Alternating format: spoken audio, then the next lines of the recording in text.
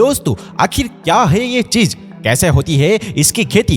दुनिया के 90% मखाने की खेती सिर्फ बिहार में ही की जाती है। मखाना एक ऐसी चीज है जिसकी खेती काफी ज्यादा इंटरेस्टिंग होती है। आपने ऐसी खेती के बारे में शायद ही पहले कभी सुना होगा। आज हम आपको मखाने की खेती से लेकर मखाना तैयार होने तक के सारे प्रोसेस को दिखाने वाले हैं।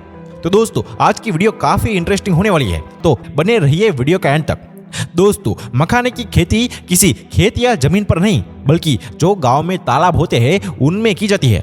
इसका बीज बोने से पहले अक्टूबर-नवंबर के महीने में पहले तालाब से जलकुंभी और अन्य खरपतवार को बाहर निकालकर तालाब की सफाई की जाती है। अब जनवरी के महीने में कुछ ऐसे मखाने को तालाब में बोया जाता है। इनके बीज ऐसे कुछ काले रंग के होते हैं। अब बीज बोने के 1-1.5 महीने में ही इसके कुछ छोटे छोटे पत्ते निकलना शुरू हो जाता है और इसके 1-1.5 महीने बीत जाने के बाद पूरा का पूरा तालाब कुछ ऐसे गोलाकार पत्तों से भर जाता है। अब अप्रैल महीने में लास्ट तक तालाब के ऊपर कुछ ऐसे छोटे छोटे फूल आना शुरू हो जाते हैं और 1 से 2 हफ्ते में जब ये बैंगनी फूल थोड़े बड़े हो जाते हैं तो उसके ऊपर कुछ ऐसे कांटेदार फल आने शुरू हो जाता है। इन्हीं फलों के अंदर वो बीज होते हैं जो आगे चलकर मखाना बनते हैं। दोस्तों, मखाना के फूलों को तोड़कर उनमें से बीजों को नहीं निकाला जाता, बल्कि जब मखाने का फल पूरी तरह से तैयार हो जाता है तो वो पानी के अंदर ही फूटने लगता है, जिससे इसका बीज पानी पर तैरने लगता है। इस बीज के ऊपर एक लाल रंग का कवर होता है और वो कवर 2-3 दिनों में ही गलना शुरू हो जाता है। गलने के बाद अंदर से ये सफेद रंग के बीज निकलते हैं जो कि तलहटी में बैठ जाते हैं। जब तालाब में पत्ते भी गलना शुरू हो जाते हैं तो किसान भाई तालाब की सफाई करना शुरू कर देते हैं और सफाई के बाद ही तालाब में बैठे मखाने को बाहर निकाला जाता है।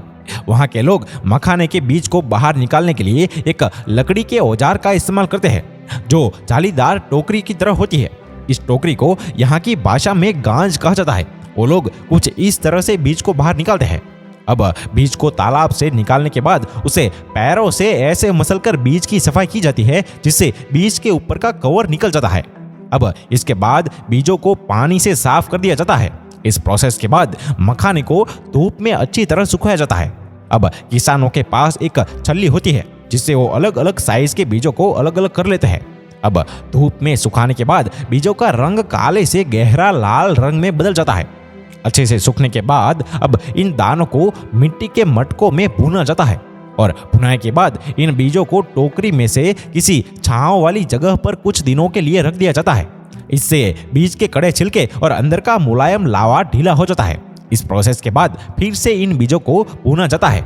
इसे भुनने के लिए 4 मिट्टी के और 1 लोहे की कढ़ाई की जरूरत होती है। अब भुनने के बाद जब वो बीज पॉपकॉर्न की तरफ फूटना शुरू हो जाते हैं तो उन्हें लकड़ी के फट्टे पर रखकर लकड़ी की थापी से पीटा जाता है, जिससे कि छिलका टूटकर अलग हो जाता है और गर्म होने के चलते वो बीज लावा के रूप में बाहर छिटक जाता है और यही लावा मखना बन जाता है।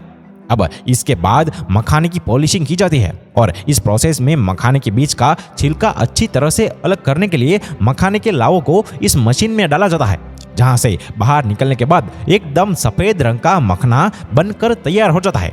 अब इन मखनों को ऐसे ही पैकेट में वजन के हिसाब से पैक कर दिया जाता है। वैसे किसान भाई को हर एक चीज की खेती के लिए जी तोड़ मेहनत करनी पड़ती है। उनकी मेहनत के लिए एक लाइक तो जरूर बनता है दोस्त। वैसे दोस्तों, किसान भाइयों के लिए आप क्या कहना चाहोगे? कमेंट में हमें जरूर बताइए और इस वीडियो को ज्यादा से ज्यादा शेयर करें और हमारे पेज को फॉलो या सब्सक्राइब करना ना भूलें। धन्यवाद।